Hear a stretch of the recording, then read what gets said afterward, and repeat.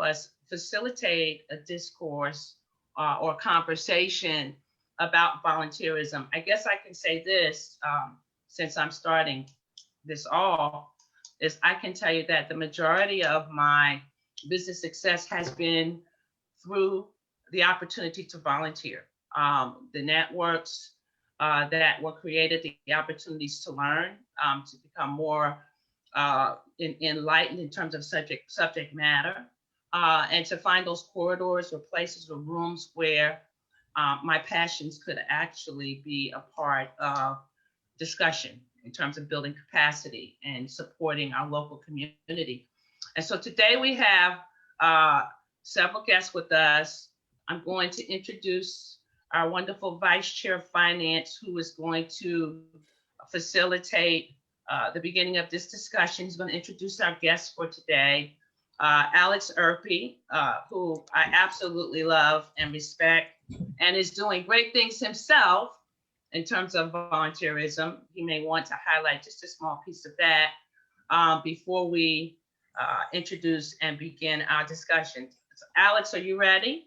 I am ready. Thank you, Kate. Feel the same way. Thank you, Alex. Thank you, everyone, for joining us. Really appreciate your time. And yeah, I'm very excited about our panelists today and what we're going to learn, because I just know, even as both a personal and business level, just the value of volunteering, what it's done for my life, working with For Adelante, which is the Latino networking group here. I've been doing that for, I think this is going to be over 6 years now. Wow. I hadn't even realized it was that many years with Forward, and just boards that I've worked with, Community Investment Collaborative and Charlottesville Scholarship Program, just so many opportunities here in Charlottesville. And I'm excited to see, to learn about what our panelists, I know they'll know so much more about just the value that you can get out of volunteering as an entrepreneur in so many. I think we're going to have different levels of how that works. And so for today, we have with us Ravi Respeto from United Way. Thank you, Ravi. We have Scott Hamler, and he's with Forezee Marketing Solutions. And I know we also had Cristine Nardi on the list, but I'm not sure, from the CNE, the Center for Nonprofit Excellence, but I'm not sure if she has made it here. She's chiming in a little later, Alex. Okay, so she'll be chiming in a little bit. Thank you, Andrea. So we'll go ahead and start with Ravi and Scott, and you can pick in here. My first question will also be, you can feel free to mix in a little bit about yourself and your organization, because I'm just going to start straight off with what your thoughts are when I say what's the business value of giving back. I'd like to know a little bit of what you think of when I say that, when we have that title, and just how your organization fits in. You feel free to tell us a little bit about yourselves as well. Ravi, you want to go first? Sure, happy to go first. Well, first off, thanks for having me speak today and letting me be a part of such a fantastic group doing really incredible work here in the community. United Way is a big supporter of MBA and the minority business community. So thank you. When I was asked this question, I'm really, like the rest of you, passionate about service, philanthropy, giving back, and wanted to think, like, what would be meaningful relative to building your business and being able to network and get out in the community. And so I started kind of thinking back on sort of my past of volunteering and how I got my start in nonprofit. And I actually started volunteering on a park board out where I lived when I was in my early 30s. I had 3 young children at the time, and I just saw that there wasn't affordable fitness for people in my community. So if you were a child on a free and reduced lunch program, you weren't necessarily going to be able to afford to be on even a YMCA program, frankly. And I just felt like, health is a human right, and health equity is something that everybody should have access to. And I felt really driven to do something about it, and wasn't a nonprofit at the time. And so I started volunteering on this park board, and before I knew it, I was heading up the fundraising efforts. And that started a 7-year sort of labor of love to raise money and create a year-round facility. So we actually built a building, a fitness center. We put a dome over the pool so kids could, swim year-round. Local seniors through JAPA could swim year-round. And through that process, I learned so many invaluable skills that I was able to parlay into my career. And ultimately, where I'm at today as the president of United Way. So things like leadership, You don't necessarily just, are born a leader. You might have instincts where you want to get things done, but you have to hone your skills and work with other people and learn what works and what doesn't. And so volunteering was a safe way for me to start to feel comfortable in those roles. And, speaking in front of the public, for example, I learned invaluable skills around how to raise money, and fundraising, in the business community could be getting people to invest in your organization or your company. I learned how to market, how do you get the word out about what you're trying to do and build supporters and a coalition of people that understand your brand. And then just understanding the county government at the time, the ins and outs of how government impacts your business and what are the rules and how does the board of supervisors function? How does city council function? Things of that nature. So you learn a lot of invaluable skills when you're volunteering and giving back that you may not realize. And then I'm going to pass it to you, Scott. I don't want to get too deep into it, but I would say also probably around mid 30s to 36, 37, I joined a Rotary Club. And when I was asked to do that, I thought, this is like old white men. This is not a group for me. And I was intimidated. I used to get to the door of the meeting every Wednesday morning. I would stop and I didn't want to go in the room for the first year. But 8 years later, I just came off being the president of my club, 90 members, 20% of them are women, the rest are men. Pretty much everybody's over the age of 60. But again, it's a service organization, and I've learned so many valuable skills about how to run and manage a board through actually doing the work. I learned, mentorship and skills from a lot of the business leaders that are in that group. They've taken the time over the years to teach me what they know of the community and who to speak to and who to connect with. I had moved into nonprofit at that point, became a fundraiser, and a lot of them ended up being philanthropists and supporters of the organization I was with at that time, AHIP, the Elmo Housing Improvement Program. So on so many levels, it ended up being a real win for me and helped me with my business, which was fundraising and becoming a better leader. So those are some initial examples I wanted to share. Hey everyone, Scott Hamler. I own Forezee Marketing Solutions. And yeah, for me, it was interesting because I started volunteering before I started my business. And it kind of led me to go out on my own and start my own thing through everyone that I met through volunteer services and networking through those channels, seeing other entrepreneurs do their thing. So I feel like I kind of came to it kind of backwards. Oh, I'm sorry. I still am working on it. I did. Not muted. But anyway, yeah. So I actually, I'll put Andrew on blast. I started working with boards and nonprofits through the Leadership Charlottesville program, and that was kind of a catalyst for me to get into that sector and meet a lot of people. And then now I'm kind of splitting my time all over the place, and that has helped introduce me to people and rooms that I otherwise would not have had access to, and it's just opened up a whole other world for me. And I'm still learning a lot, still learning a ton, but there's just so much value, and not only just giving back, because that's the main thing. I'm from this Charlottesville, Albemarle community. I grew up here, so I really like giving back to the community, and not just handing out food or volunteering at an event here and there, but in the day-to-day, behind the scenes, like being an advocate for the community. Because like Ravi said, I thought those rooms were mostly just old white dudes, and it often still is, but we're making waves to try and change that. And I like seeing more people that look like me in these rooms. And I think, and when I talked to Q about this topic a couple weeks ago, it just really got me thinking. I was like, I really do want to see more. I'm 35, but I'll say younger people, just start getting involved with the community, because I talk often to people. I'm like, we are, it's time for us to step up, and not just Black folk, not just people of color, but younger people, my generation. It's time for us to really start getting involved because we have kids now, like this, and we are the change makers now.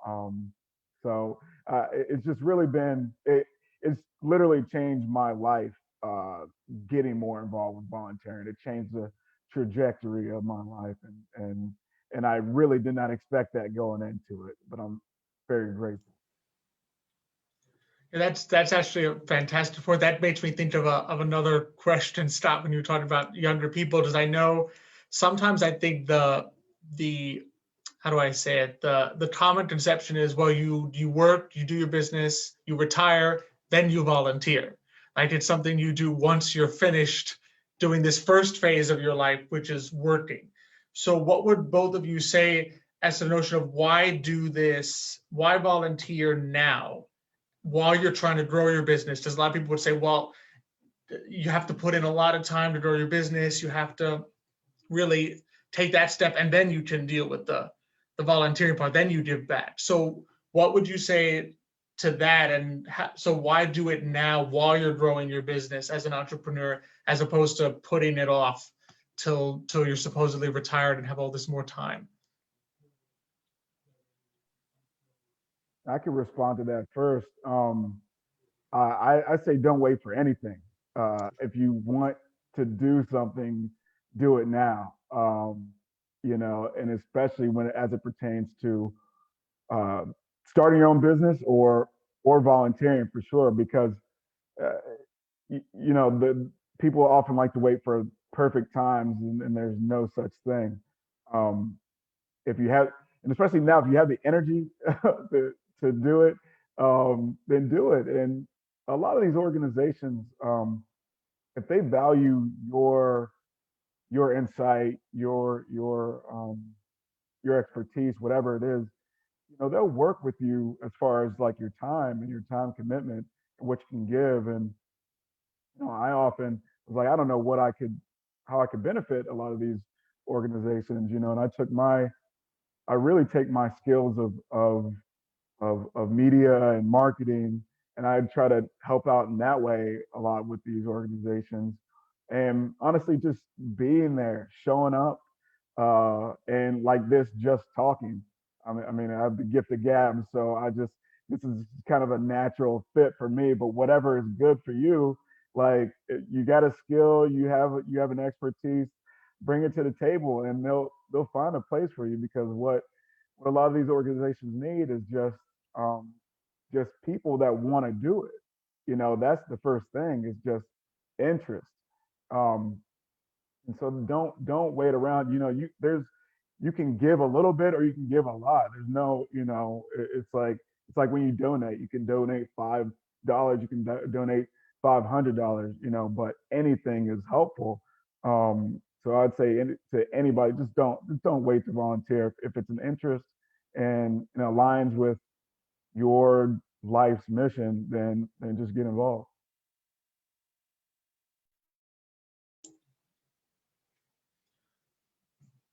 Ravi, I think you're on mute. There we go.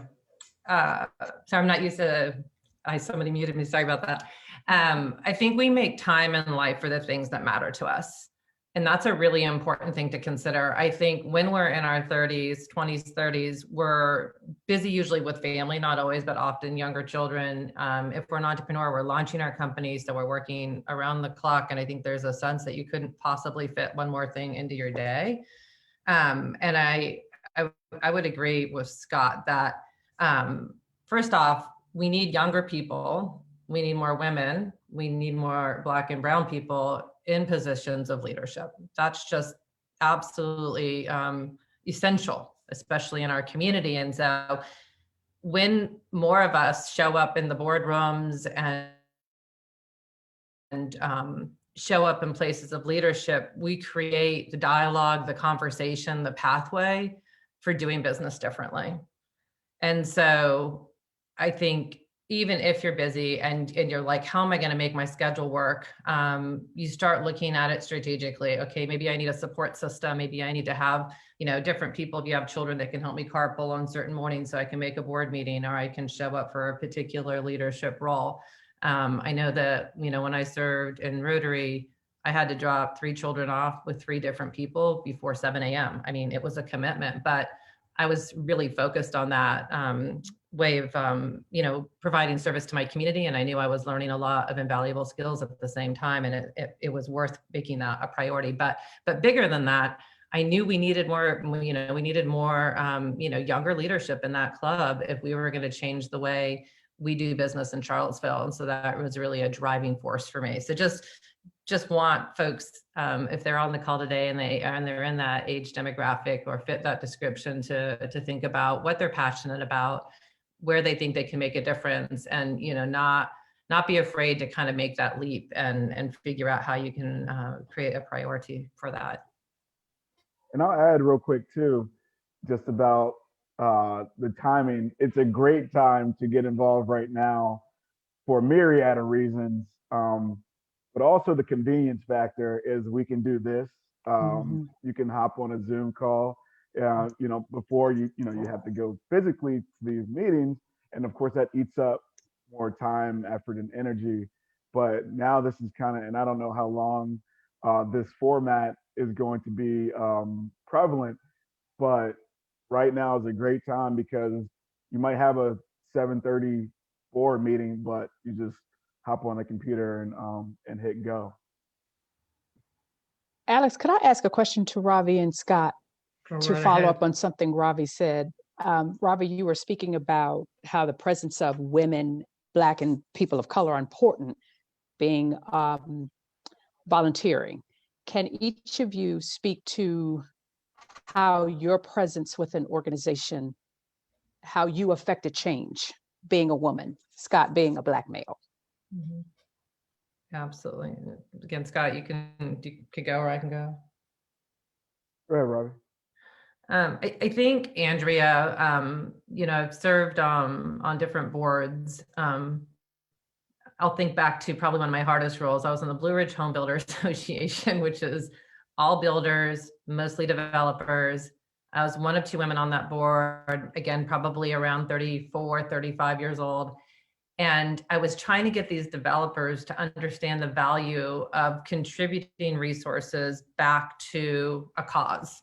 Pick a cause, right? I was in affordable housing, so that's what I was trying to help them align around, whether it was habitat, building goodness, AHIP. But I kept getting so much pushback. It was like, well, we can't afford it. We only have money set aside in a marketing budget, and that marketing budget, is something that we're not really able to change each year. There's not really room for corporate citizenship. In fact, they didn't even really use the word corporate citizenship at the time. And, nobody else on that board was speaking up for what about the nonprofit sector? What about giving back? What about having your employees volunteer? And I think, I can say this wasn't really a gender thing or the color of my skin thing, but it was maybe having empathy, compassion, or understanding the nonprofit sector needs. But it took me about 4 or 5 years to create a culture of what we call philanthropy. And many of the big developers in town started building into their budgets, making certain that they would actually put resources back out to a nonprofit, that they would pay their employees to go out and volunteer and give back. So it's a cultural shift. Rotary Board is quite the same. Like they would always say, again, they being mostly older white men around the table, well, we just don't understand why there's not more women in the club. We need some young women. And I would say, do you understand what a young woman needs to go through to get out the door if she has a family and be here at 7 a.m. every Wednesday? Like that's a massive commitment. Either her partner, husband, family member, somebody's gonna have to step in to help, make that possible. And why don't we have more minorities? Well, we meet at Farmington, so we unpacked why people might be uncomfortable coming through the front doors, things like that. So when you're in a leadership role and you do look different and you have a different perspective, you actually change. You have the power to use your voice to change the way people think, the way people perceive, how they're running their organizations, how they're doing business, and ultimately you can start to create a pathway, create new opportunities for more diversity. Yeah, that's how I would put it.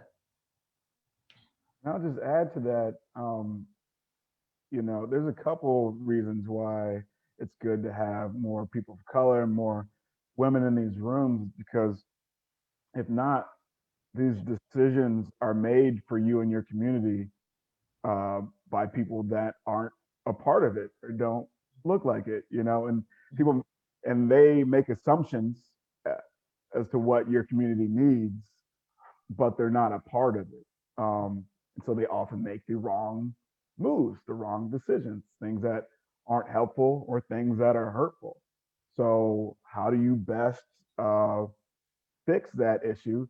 You put people from those communities, from those demographics into these rooms, and you advocate for your people. And this is just as simple as that.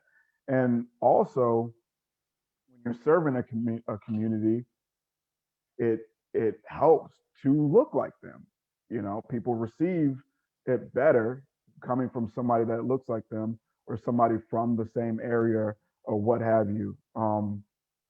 You gotta, when you advocate for a group of people, it's just helpful to have representatives that match you a little bit. But yeah, if you want to make decisions for a group of people, it's better to have somebody from that group of people in those decision-making rooms. Agreed. Alex, can I jump in to talk, to hang on to Ravi and Scott? I want to tell you a story about becoming a change agent through volunteer and service. Barbara Kessler may remember this, but somewhere around 30 years ago, I was participating with JobSite, which is that Focus Women's Resource Center. And I took on the leadership with the single parent support group. And we had an issue coming up with transportation, in specific, the bus that would go to PVCC. And I was also using the bus at that time. And so there was a council meeting because the budget, of course, they were thinking what they were going to cut. And the first thing that they thought to cut was the bus that was going to take us to school in the evening to help us get our degrees.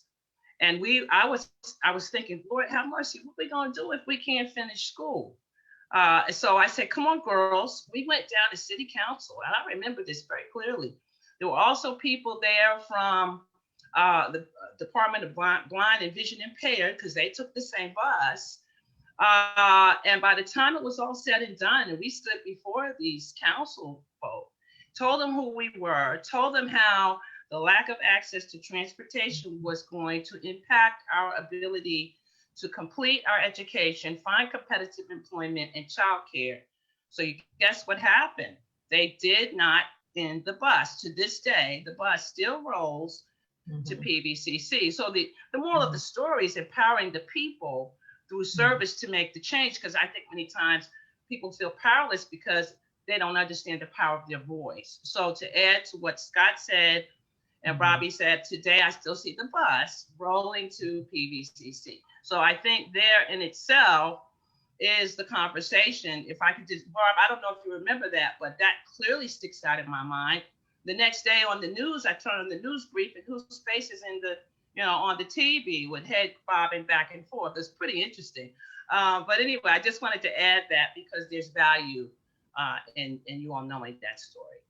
That's really good. I agree. I think it's back to what Scott's saying. There are certain rooms some of us won't be invited into, right? That's just going to be you're either too young, you're the wrong gender, your skin's the wrong color. And I think that volunteerism can level that playing field to some degree, because you're there giving of yourself, you want to do the right thing, and presumably everybody's in that space for the same reason. So it's a little different than like a job that you're being paid to do. And once you can get into that space, then it's up to you to use your voice and do exactly what you just described, Kay, to advocate for, to speak up for, to share for those individuals that aren't in that space with you. And most importantly, to encourage others to follow in your footsteps and do the same, because there is so much good work that still needs to happen in our community, and it will not and cannot happen without more of these emerging leaders participating in the ways that we're talking about today. That's fantastic. And I just want to introduce, so our third panelist is here, Cristine Nardi. She's the CEO of CNE, which is Center for Nonprofit Excellence.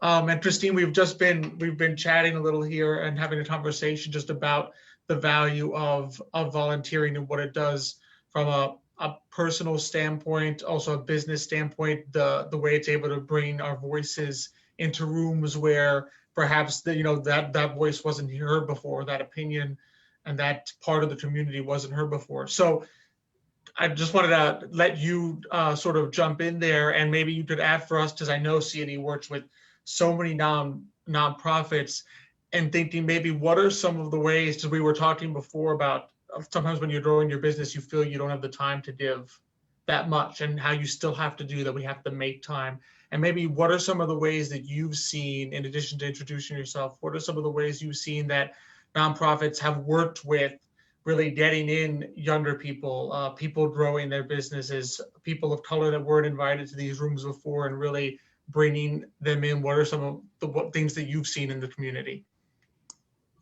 Thanks, Alex, and hello, everyone. I'm sorry I came in midstream and I may have missed some good conversation. So apologies in advance if I'm repeating anything with my partner in crime, Ravi, in the mix. I'm sure we've covered some good ground so far. So thank you very much for having me today. I don't know if all of you know about the Center for Nonprofit Excellence, so I'd like to just take a second to say, if you think about a nonprofit that you work for, or that you're supported by, or you're served by, many people can come up with one or two nonprofits in mind. But if you think about all of those nonprofits together, what you have is a sector that really does critical community building work, and working to make sure that all of our community members can thrive. And so I always start with that, because that's really the reason for being of CNE, or the Center for Nonprofit Excellence. So we're the only organization in Central Virginia that focuses on strengthening nonprofit business and strategy and impact from a nonprofit perspective. So putting it into the context of the Minority Business Alliance, you can think of us as kind of an SBDC for nonprofits, and a nonprofit translator and advocate for the community. So again, thanks for having me today. It sounds like you all were talking about sort of the reasons why volunteering is good for you. And reasons why it's potentially good for the community. I don't know if Ravi, you highlighted this, or other people talked about this, but one of the things that I always like to bring it down to the personal is that volunteering just personally makes us healthier. There's a really great study that I quote all the time that came out of the London School of Economics that shares these numbers. So those who volunteer monthly are 7% happier than those who never volunteer. I have no idea how they tested this, but it's the London School of Economics. So I feel like it's a worthwhile study to quote. That number grows to 12% when people volunteer every 2 to 4 weeks in terms of their level of happiness. And those who volunteer every week are 16% happier. And they compared that in this study to an employee earning $20,000 annually versus someone making between $75,000 and $100,000 a year. So I always think it's really important to personalize it and say that it's really important to volunteer to create change in your community. It's important to volunteer to sort of grow your business and your professional skills. And it's important for your business, I think. I don't know if you've talked about that yet, for you to support and actually engage in volunteering out in the community, because it helps build a sense of corporate social responsibility, which is really critically important, more and more important to younger millennial workers. There's a study that showed that millennial workers will sacrifice up to 15 to 20% of their income if they can work in a business that they know is engaged and supporting the community. So to your question, Alex, in terms of thinking about nonprofits more broadly, so we work with nonprofits all across the Thomas Jefferson Planning District area, and we have 320 plus nonprofits that engage with us regularly. And so what we see is a real driving need for nonprofits to be able to open themselves up a little bit more to volunteer service. And the way to do that, and Ravi, you may have already talked about this, one of the key ways to do that is to not just think of volunteering as something that can be done on one day or in kind of one particular instance, but think of volunteering as something that can fit into the lives, the busy lives that people have, and particularly people who are emerging professionals, young professionals who may have families. And so whether it's kind of looking for skill sets that you need to support a growth or a development strategy of your nonprofit, and inviting someone in the community, say, for example, I'm looking at Libby, but say, for example, you need to strengthen your finances, inviting someone to volunteer with you for a 1 to 3 month period to help you look at some of the key aspects of your finances and think about ways that you might improve them. And so in that case, you're not asking for an individual to give up 3 years of their life, which is often a board service ask and can feel quite overwhelming, but you're inviting them to come and get involved in something that they already have expertise in and can give back quite readily if they're interested in using their own professional expertise as volunteers. So whether it's an ad hoc project for one person or an ad hoc task force, for example, on a strategy issue that you're trying to take on, or whether it's inviting someone to be part of a committee for an event that you are looking to do in the community. Those are all ways that people can get involved at the ground level. Doesn't necessarily take skill set beyond what they have, and isn't a large commitment. And what we're seeing is that asking for those large commitments up front can be the really challenging bar or barrier to inviting so many more people to get involved in the nonprofit sector. And the nonprofit sector, frankly, doesn't survive and it doesn't thrive. Its business model relies on volunteer support. So let me stop there. I'm, of course, happy to be in dialogue and take questions. And again, appreciate the opportunity to be with you today. That's fantastic. Thank you so much, Cristine. It really is. And it's funny, sometimes I joke with people on this because I'm half Cuban, half Latino, and the other half is Sicilian. So I always joke, so I'm a big Godfather fan, and I always joke that if you're not careful, that volunteering, you don't want it to turn into like the Godfather, which is just when I think I'm out, they pull me back in, and you keep getting pulled deeper and deeper, and you have been talking about ways that nonprofits can sort of work with people. And on the flip side, I wanted to ask all three of you, and you can jump in here, as a person or an entrepreneur who volunteers, who decides to give your time to an organization or to more than one, how do you protect yourself from what Andrea had a great question on, volunteer burnout? How do we protect ourselves from that if we decide to enter into volunteering while being an entrepreneur, which already has so much on your plate? Yeah, that's a great question, Andrea. And you tell me. I'm trying to figure that out myself. but honestly, like when you sign up, when you say that you're going to dedicate some of your time to an organization or what have you, you don't always know what the demand is going to be, and sometimes you can be surprised in that organization will demand a lot from you, or that group, or what have you, and then you're like, okay, hold on, I'm splitting my time here, I'm helping out here, I have my business, I have my family, and so yeah, you definitely at times can get burnout, and that comes down to like just balance for me. Like sometimes you just have to say, I'm not going to get to your emails for about a week, like, or I'm going to have to miss this thing. You just have to really just find that balance that is going to work for you in your life, and let everybody know what's up. Like, and people all have this.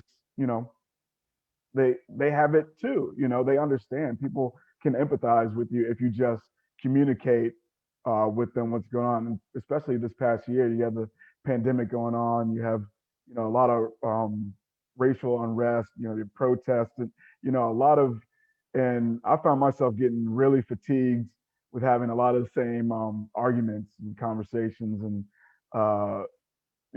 just all over the place.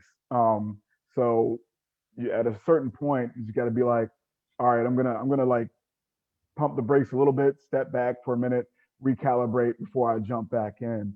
Um, and so like find a balance for yourself and then communicate that to your people. Yeah, I would add to that, that you need to be really mindful of how you feel when you're participating in that activity. If it's helping you feel energized, if you're feeling excited and you're feeling like it's aligned with your passion, those things you want to see change in the community, if all those things are happening for you energetically, then you know you're doing the right thing.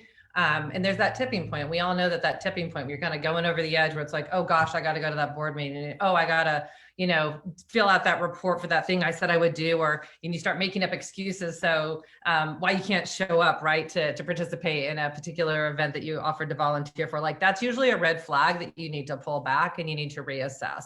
Volunteering should always be something that feels invigorating and exciting, and feeds you, very much like Cristine said. It should be something that's adding to your happy quotient, not taking away from it. I think when you're a busy person, we all fall into the trap of taking on too much. So part of it's just the discipline of learning to say no, right? And it took me probably 2 decades to sort that one out. I'm still kind of right there at 47. It's hard to say no. But there's a lot of power in no, right? Because it gives you the space and the time and the consideration to channel your energies to those things that are most meaningful to you and that are most aligned with the way you want to live your life. I would add to that in terms of thinking about practicing and having good refusal skills. But what I would say is, I think Ravi's point is an important one, that it energizes you if you choose to engage in the community based on your values and based on what you hope to accomplish in your life. And so I encourage everybody to take stock of that once a year and to say, this year, what is it that's most important to me to engage in? That doesn't mean that the countless other opportunities that are out there aren't important and aren't worthwhile. But for you, what is it that's going to feed me, my values? And honestly, it's important to have a give and take of what can I learn? I think it's really important to say that I'm giving back to the community as a volunteer, but also what do I have the opportunity to learn to help grow and develop in my own career and in my own life. So being upfront about the fact that it is a give and take, ask yourself that once a year, and then make decisions accordingly.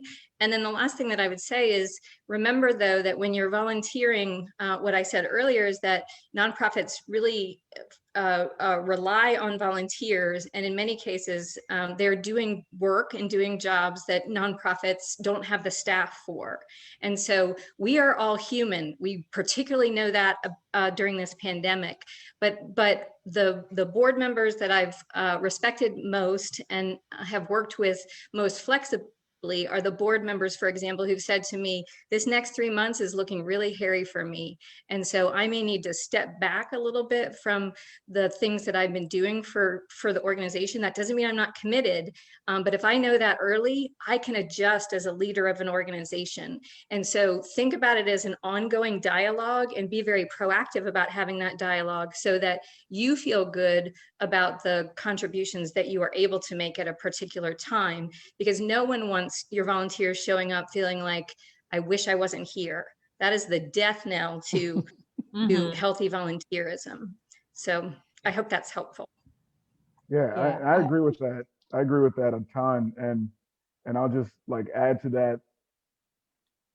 You want to volunteer with something that aligns with you and your values. I think somebody said that in the chat too. And that'll feed you. That'll feed your self-esteem. That'll be giving back to you as well. And you might think that something you volunteer for is aligned with that at first, but then you might find out like, actually, it's not really what I'm into, or you might change, or it might change, and then you just have to be like Cristine was saying, like you have to reassess, be like, okay, I'm actually not really feeling this right now. It's not you, it's me, whatever. You break up with it, and because it's not beneficial to you or the organization. So yeah, really be honest with yourself so you can be honest with everyone else. And so it can be the most efficient use of yours and their time. I agree with Scott. I'll just quickly add, I think it's about volunteering too, is about legacy building. What impact do you want to have with the short life that you have? What do you want to, on your 70th birthday, look back and say, I'm so proud of that work that I did in the community, or that thing I helped build or change or create positivity around. And I think having that lens of what, what is my purpose and how do I align that purpose with my passion in that particular organization where I can make a difference is really important. And that will feed you. And all the things we just talked about are important. Reassessing, making sure you're not overcommitting, making sure you can show up fully present. All those things matter, but it's the legacy of it. How do you want to spend your life? How do you want to spend your time? And let me add to that, we are a Chamber of Commerce. As a not-for-profit, we too rely on volunteers. All of our groups are led by our member volunteers. Our board is made up of member volunteers, and we greatly appreciate everyone volunteering for our organization. So I just wanted to put that out there. So we definitely understand the value of volunteering. But I wanted to draw Alex and Kay, if you don't mind, Libby, into this conversation, because whereas, I had to take 2 years off because I was just drained from volunteering, which can happen. But Libby is someone who has expressed she's the opposite. She finds it's like self-care for her. So I would like to hear her speak to that. Libby? So yeah, I mean, I don't see, I try to choose causes that I believe in strongly. And as opposed to getting my nails, I get them done anyway too. But, like some people go to spa days or so, I find like great therapy and great self-worth in the volunteer work that I do. So I use it more as a self-care for me. From some of the organizations that I work with. And that's one of the reasons I don't think I get as much burnout, but I also usually commit to about 3 or 4 years, and then I'll switch to another cause because there's so many great causes. And that also helps to keep it fresh and to keep me going and keep me energized. Thank you, Libby. That's awesome. And really, it's funny. I love the idea of making sure that you have that passion and that you align that the nonprofit you volunteer with those passions to make sure you don't burn out. You actually want to be doing it. One thing I sort of wanted to bring in a little bit to the conversation, because I think we've talked about the personal growth that can happen, the leadership skills that can be developed. But in terms of business, because when you enter into this as an entrepreneur, I think there's also, I know I've seen it in my life, and sometimes it can take 3-4 years, but I think there's also growth opportunities for you as an entrepreneur as well, for your business, to just make new connections, to build the brand in the sense of your brand and you are actually part of the community instead of being separate from it and only there to grow the brand. And so I just wanted to put this out there. What are the ways that anyone can jump in here? All three of you have seen that entrepreneurs or businesses that have chosen to actually dedicate and volunteer and align themselves with the mission. What are some of the ways that you've seen them be able to grow on the business side or accrue business benefits in addition to the personal growth? I can talk about that real quick. You can pass it. I was just going to say, one of the things that we do at United Way, but that I had a special interest way before I arrived here, is what's that intersection between business and philanthropy? How can businesses support their communities and give back in a meaningful way that feeds them, feeds their brand, expands their customer base, helps people become long-term supporters, but also benefits the community? And probably because I worked for Whole Foods for a number of years, and they are a company that's really founded on the idea of conscious capitalism. And so I kind of grew up in that kind of way of leadership and servant leadership and thinking of things in that way. But since being at United Way, there are some businesses in our community that really do step up and do a great job of building and giving back to how they operate in the community. And I think it's added to their success as a company. One is Pearl Island, and we've worked with Pearl Island quite a bit just in the past 2 years. They do a lot of food for events, but particularly our community table events, which are around building equity and understanding in community. And we always do, a good job making sure that we share out about their brand, what they do, the kinds of food they serve, whether that be through social media, news blast, e-blast, talking about them on the radio, but give them another dimension. It's not paid advertising, right? It's being able to share out the difference they're making in the community and how they're giving back. Another example is Carter Myers. I know that Liza talked at the Chamber annual event about Driving Lives Forward, and that's a program, again, that, we co-developed with the idea that how can her employees, Carter Meyer's employees, give back to their community in a meaningful way that supports the community. And so now with the money that they raise, we actually put that money back into doing car repairs and helping people get affordable loans who are lower income so they can get a safe vehicle, and get to work safely, that type of thing. So there's many different examples of how businesses do that. And I'll just another shout out to you, Libby, most recently has agreed to help us with our Seaville tax aid program. We're possibly down students to UVA who file, and we reached out to Libby. I mean, she runs a tax company, and she said, absolutely, count me in. I'm willing to help however I can. And, you'll be certain that we'll be talking about Libby and what she does here in the community and her brand. So there's a lot of ways that you can grow your business successfully by partnering with a nonprofit or nonprofits aligned with what your business stands for.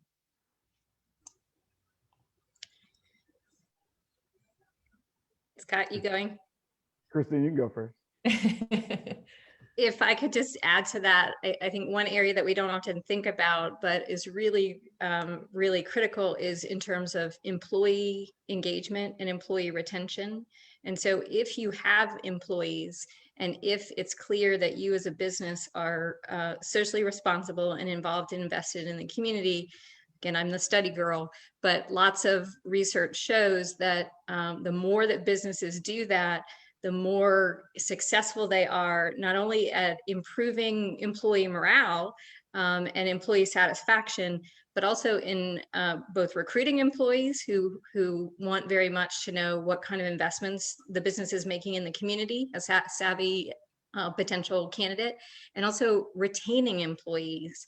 And so not too hard to find studies that talk about employee satisfaction, employee engagement, employee recruitment and retention in terms of strengthening your business by doing well, by doing good. So I'll just add that into the mix. And I'll add one quick thing to Christine's comment and then toss it to you, Scott. So volunteering is obviously a huge thing. And I think more and more companies are carving out space to pay their employees to be able to do volunteer work in the community, either around what the mission of the company is or around what needs in the community are. And I think if you're a small business owner, you may not have a lot of resources to do that, but I think the more you can create that sort of culture of philanthropy for your business and be able to give back in that way, it's to Christine's point, a great way to engender that kind of long-term support from your employees while also doing good in the community. Exactly. And I'll add one of the obvious things to me is networking. Just when you're involved in different things in general, you just widen your net, widen your scope. People are aware of you, you're aware of them, you have conversations, word of mouth, like, oh, I met this person, we served on this, we volunteered at this event together. And it just widens your net, and with that, many possibilities come of that. Also, as a business, just coming from a marketing perspective alone, market by actions. If your business or your company, say you sponsored this thing, or you donated your time to this event, and then you just put that out there, then people know, oh, they care about this, and people buy or use services based upon their beliefs, things that align with their beliefs. So you see it on a big scale, you see it on a small scale. So I would just put that on the forefront. Like, if you have a business and you believe in this cause and you support that cause, then other people that support your cause might be more willing to use your business.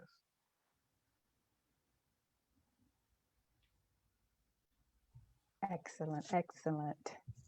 So we have a few minutes left, and before I turn it over to Kay, I do want to thank our panelists, Scott, Ravi, and Cristine. This is very, very beneficial. At the Chamber, it's important for us that, we're about convening and providing networking opportunities. And also we like to highlight our nonprofits and businesses.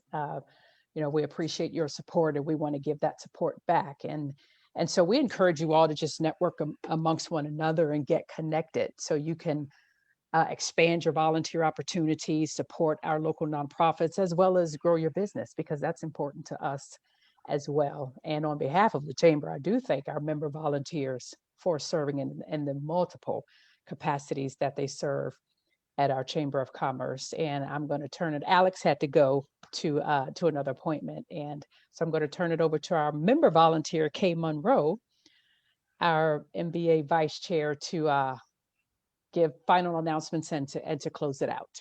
Okay, Hey, thank you. Kay. Yes, Allison. Hi, Lovey.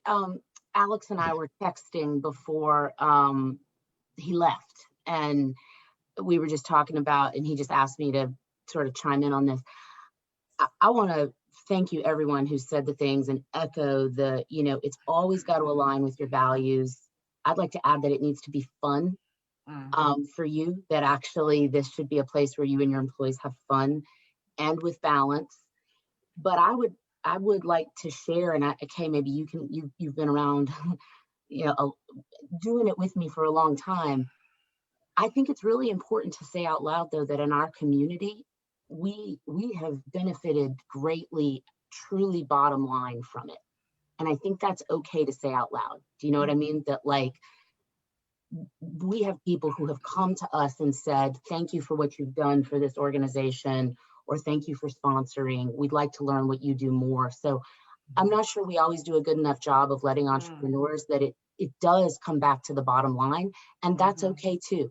So, I just think that's important to say, and to very strategically find the organizations. So like, I think of Andrea always works with me so beautifully for like the sponsorship we do of this organization every year to get me so much out of it.